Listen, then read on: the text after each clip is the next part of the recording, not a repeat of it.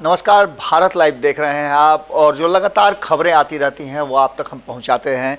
और उन्हीं खबरों में से एक खबर है कि नीतीश कुमार लगातार जिस तरह से बिहार की राजनीति कर रहे हैं, जिस तरह से वो अपने मकसद में कहा जा रहा है कि एक एक स्टेप फूक फूक करके आगे चल रहे हैं, ये पूरा कार्यक्रम जो है वो 2024 की तैयारी से जुड़ा हुआ है। जो 2024 में भले ही नीतीश कुमार कुछ भी कह दें, लेकिन वो नरेंद्र मोदी के विरुद्ध खुद के चेहरे को सामने रखने की पूरी तैयारी भीतर ही भीतर कर दिए हैं। अब देखना दिलचस्प होगा कि वो कितने कामयाब होते हैं, क्योंकि अभी तक उनको जो सपोर्ट चाहिए वो सपोर्ट नहीं मिल पाया है। अलग अलग राज्यों के मुख्यमंत्रियों से, अलग अलग राजनीतिक दल के नेताओं से उनकी मुलाकात हुई है, लेकिन इसका कोई सकारात्मक अब तक पहलू देखने को नहीं मिला है। इन सब के बीच में एक सबसे बड़ा जो देखने को मिल रहा है बिहार में, वो है प्रशांत किशोर। आखिर प्रशांत किशोर जो ये मेहनत कर रहे हैं, लगातार यात्रा कर रहे हैं, इस यात्रा का उनका मकसद क्या है?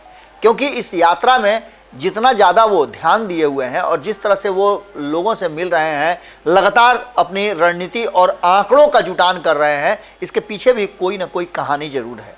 ये कहानी आने वाले समय में खुलेगी जरूर। लेकिन आपको बता दें कि नीतीश कुमार के कारण जो सबसे बड़ा घाटा किसी का हुआ है तो वो है उपेंद्र कुशवाहा।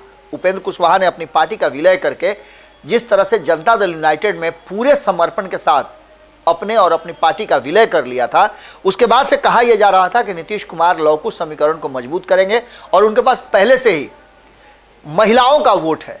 इसका सीधा मतलब था कि नीतीश कुमार उस स्टेज पर हैं जहां वो किसी से समझौता कर सकते हैं, और नीतीश कुमार ने ऐसा किया भी। लेकिन अब उपेंद्र कुशवाहा इधर के हैं कि उधर के हैं, किधर जाएं, ये बड़ा ही असमंजस की स्थिति हो गई है। उपेंद्र कुशवाहा को समय समय पर इंजेक्शन भी पड़ रहा है। जनता दल यूनाइटेड के भीतर उपेंद्र कुशवाहा की स्थिति बाहर से आए हुए किसी मेहमान की तरह हो गई है। उन्हें जो पद दिया गया है वो भी आप देख रहे हैं। लेकिन इसके साथ साथ उपेंद्र कुशवाहा की एक मजबूरी ये भी है कि आज से एक साल पहले जो व्यक्ति एक राष्ट्रीय दल का, कहा जाए तो राष्ट्रीय दल बनाया था, और राष्ट्रीय दल का लोक समता पार्टी, राष्ट्रीय लोक समता पार्टी के वो सुप्रीमो हुआ करते थे। केंद्र में उनकी एक धाक थी, मंत्री थे, 4 सांसद 2014 में जीत करके गए थे। लेकिन अचानक से सब कुछ बदल गया, और बदलने का कारण उपेंद्र कुशवाहा की कहा जा रहा है कि या तो महत्वाकांक्षा है या सेल्फिशनेस है। यही दो कारण हो सकते हैं।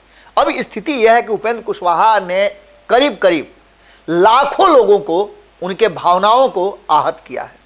आहत इस मामले में कि उन्होंने जो लोगों से वादा किया था उस वादे पर वो खरा नहीं उतरे। उन्होंने कहा था कि लोक समता पार्टी जो है, राष्ट्रीय लोक समता पार्टी आरएलएसपी, उस आरएलएसपी पार्टी के माध्यम से वो बिहार के लोगों को और खास करके अपने समाज के लोगों को हक हुकूक दिलवाएंगे। इसकी तैयारी भी थी और बेहतर हो भी रहा था। लेकिन अचानक से उन्होंने ये फैसला लिया कि वो नीतीश कुमार के साथ जाएंगे। नीतीश कुमार के साथ पहले भी थे, लेकिन बीच में उन्होंने नाता तोड़ दिया था। अब वो सारे लोग जो आरएलएसपी से आए वो ठगा हुआ महसूस कर रहे हैं। और सबसे बड़ी बात है कि ठगा हुआ तो ये भी महसूस कर रहे हैं, क्या जनता दल यूनाइटेड और नीतीश कुमार के साथ आने का मकसद उनका एमएलसी बनना था, या फिर उनका राष्ट्रीय संसदीय बोर्ड का अध्यक्ष बनना था? अगर इसके लिए वो आए थे तो ये तो उनके लिए कोई पद ही नहीं है। एक राजनीतिक व्यक्ति की इससे बड़ी राजनीतिक मौत नहीं हो सकती है। इन सारी बातों को लेकर के बीच में आपने देखा होगा कि खबरें चली थी कि आरएलएसपी को पुनर्जीवित करने की तैयारी चल रही है और उपेंद्र कुशवाहा पर्दे के पीछे सब कुछ कर रहे हैं।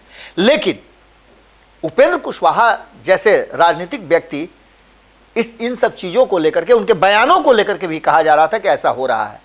लेकिन जिस तरह से पिछले 2-4 दिनों में उपेंद्र कुशवाहा ने अपना पाला बदला है, और फिर से जब नीतीश कुमार ने ये घोषणा कर दिया कि पार्टी का विलय नहीं होगा, उसके बाद कहीं ना कहीं एक बात तो साफ नजर आ रही है कि उपेंद्र कुशवाहा अब क्या करेंगे ये कहना बड़ा मुश्किल हो गया है। इन सारी बातों को एक किनारे रख दिया जाए तो उपेंद्र कुशवाहा के इर्द गिर्द और उपेंद्र कुशवाहा के चाहने वाले लोग जो एक बार उत्साहित हो गए थे कि आरएलएसपी अगर फिर से जीवित हो जाती है तो बहुत सारे लोगों को सम्मान और जो समय उन्होंने दिया उसका सही सदुपयोग होने लगेगा। ये भी कहा जा रहा था कि एनडीए का एक हिस्सा बनेंगे। लेकिन अचानक इन सारी चीज़ों पर विराम लगता हुआ नजर आ रहा है। हमने भी खबरों में आपको बताया था कि उपेंद्र कुशवाहा कहीं ना कहीं टच में है और आने वाले समय में ये काम होगा। लेकिन उपेंद्र कुशवाहा अभी अनिर्णय की स्थिति में है, जबकि उनके पास ऑफर मिल चुका है। देखना दिलचस्प होगा कि उपेंद्र कुशवाहा इस पर क्या फैसला करते हैं। एक तरफ जहां नीतीश कुमार को लेकर के, नीतीश कुमार के लपेटे में आकर के उपेंद्र कुशवाहा इधर उधर की बात कर रहे हैं। आपको याद होगा कंगन वाली बात हमने कहा था, और ये उनके बहुत ही बड़े शुभचिंतक ने ये बात कही थी। अब इन सारी बातों को लेकर के एक बार फिर से उपेंद्र कुशवाहा जिस तरह की रणनीति दिखा रहे हैं, उससे साफ लगता है कि वो बहुत तेज़ी से आगे बढ़ते बढ़ते अचानक से ब्रेक लगा दिए हैं। और जब अचानक से कोई गाड़ी ब्रेक लगाती है तो आप जानते हैं कि एक्सीडेंट होने का खतरा ज़्यादा होता है। कहीं ना कहीं नीतीश कुमार के साथ साथ उपेंद्र कुशवाहा के एंट्री पर भी रोक लग गई है, और ये रोक लगाया है भारतीय जनता पार्टी के बिहार सेक्टर ने। इनका सीधा कहना है कि इन दोनों को ही अलग रखा जाए और अगली लड़ाई इन दोनों के बिना लड़ी जाए। बाकी के सारे लोगों को एंट्री मिल जाएगी, लेकिन नीतीश कुमार के साथ यदि उपेंद्र कुशवाहा है तो उनकी एंट्री पूरी तरह से एनडीए में और भारतीय जनता पार्टी के संपर्क में बैन है। जुड़े रहिएगा भारत लाइव के साथ। ये भीतर की खबरें हैं जो हम आपको निकाल कर दे रहे हैं। बहुत जल्द आपको इस पर एक और खुलासा हम करने जा रहे हैं। अगर ये वीडियो पसंद आई और वह बिहार के राजनीति और बिहारियत से सरोकार रखेनी तो सब्सक्राइब बटन दबा के चैनल के सब्सक्राइब कर ली। ओजे एगो घंटी बा, ओकरा बटन दबा देला से कुल सटीक और मारक खबर रुआ मुफ्त में मिल जाई।